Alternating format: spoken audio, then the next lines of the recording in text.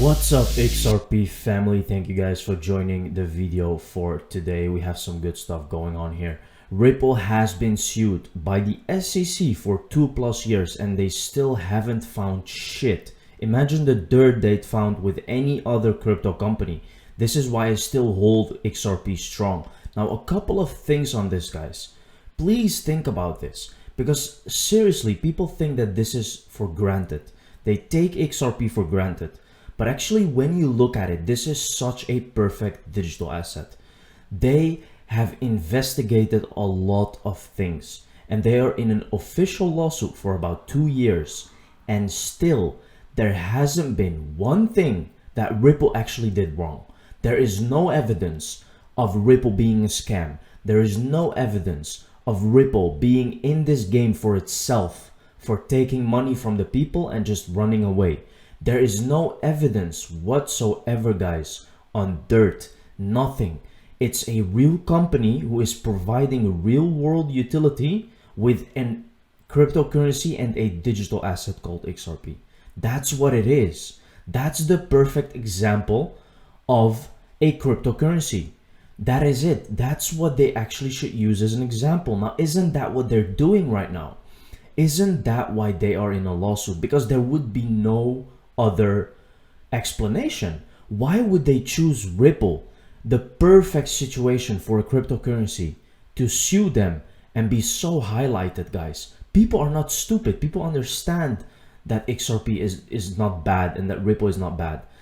It makes no sense to actually go and put Ripple in a lawsuit. There is no other explanation than to make it the real world currency. And that is why we are always saying this. This is all staged. This is part of the plan.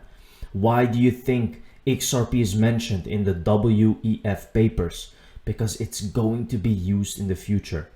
In this carbon net future that they want.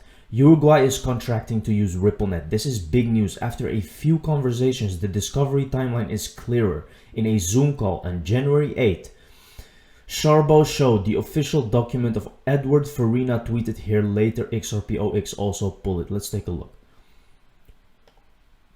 Central Bank. Boom! This document just arrived to my hands and is from the Central Bank of Uruguay. Here you can see Superintendencia de Servicios Financieros. It's a contract involving the Central Bank of Uruguay and Ripple. You can see this. I'm gonna drop the link for this document on the description of this video. Muchas gracias, Rafael Aguiar. Thank you for my friend from Uruguay who is a businessman there and is connected to several exchanges, and he just sent me this amazing document. This is huge, guys. Central Bank of Uruguay working with Ripple XRP. When are people going to wake up, guys? This is an official document. This is the real stuff. This is not speculation. This is not conspiracy. This is it. XRP taking over the financial system behind the scenes. That is literally what is happening. And people are just looking at this wealth of opportunity, once in a lifetime opportunity. They're just looking at it and not believing us for saying this out loud. And they will realize when things happen, guys. They will realize and hate themselves. Don't be like that. Don't be one of those people. Why so much work establishing a timeline of discovery integrity? It's possible everyone discovers these things asynchronously. For sure, when Charbo, who is actually there, let me know where it was first pulled, it reminded me of my English bubble and I was grateful, right? And notice how there's also in the sentence Inc. Amazon Web Services, right? Meaning they are working together to make this happen. Now, open your eyes, guys. Open your eyes. Nothing to see here except the beginning of the last scene. Must watch. Let's take a look. The United Kingdom is now planning to launch its own stablecoin, a digital pound. According to Andrew Griffith, an economic secretary to the UK Treasury, this follows the country's commitment to becoming the world's crypto hub. United Kingdom's GBP stablecoin on its way. According to BBC, the launch of the UK GBP-backed stablecoin may be coming sooner than expected, as Griffith told the Treasury Select committee that public consultation on the attributes of digital pound would be launched in the coming weeks. Guys, they are moving faster than you can possibly imagine. Seriously, this year has been absolutely crazy how fast things are progressing. So please do not be late. Do not keep waiting. Flare is the best XRP. Flare is the best of XRP fast settlements, ETH smart contracts, and Avalanche for consensus. Flare is combining the best of XRP, very fast settlement, Ethereum smart contracts, and Avalanche for consensus, which helps extend XRP's utility and allows developers to create smart contracts for new use cases like lending and DeFi. Flare has been launched officially.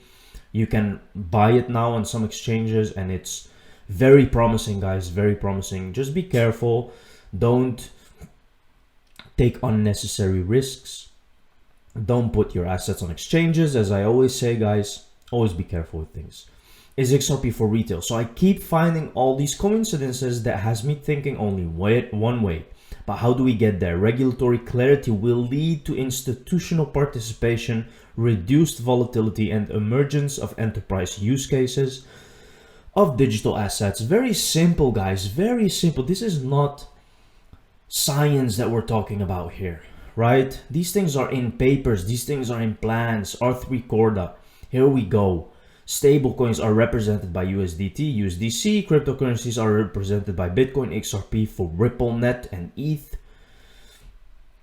It's different, wholesale, retail, right? It's all different. WC is a special kind of CBDC available only to selected financial institutions that operate within the payment system and not to the public.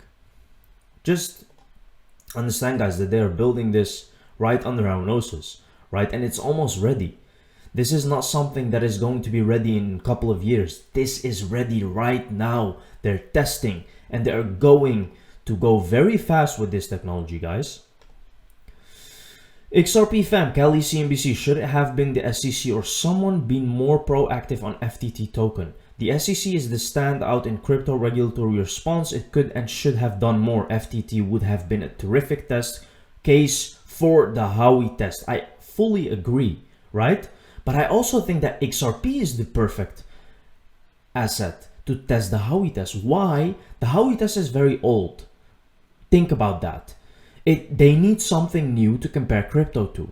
What if it is actually XRP that will be the Howey test for cryptocurrencies, right?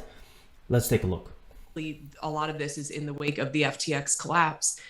Then under the paradigm that you're describing, what should have happened, or was there no way of preventing that institution from collapsing? You know, what then should it have been the SEC, and what is it that they should have been doing, and at what point? Or if we're going to say, no, this was a simple case of theft, there was no way to regulate it ahead of time, or should somebody have been more proactive on the FTT token? I'd be curious your thoughts. Yeah, absolutely. Let me be brief because I'll be interested in Steve's thoughts here too. I think the SEC is the real standout in the crypto regulatory response. It could have done more. It should have done more.